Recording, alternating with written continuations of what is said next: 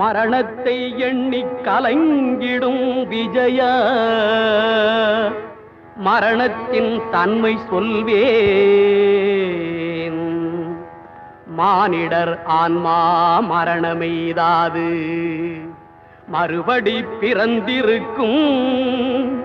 மேனியை கொல்வாய் மேனியை கொல்வாய் வீரத்தில் அதுவும் ஒன்று.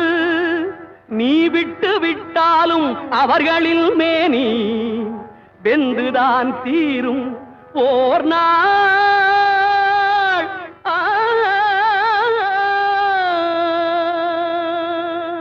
என்னை அறிந்தாய் எல்லா உயிரும் எனதென்றும் அறிந்து கொண்டாய்.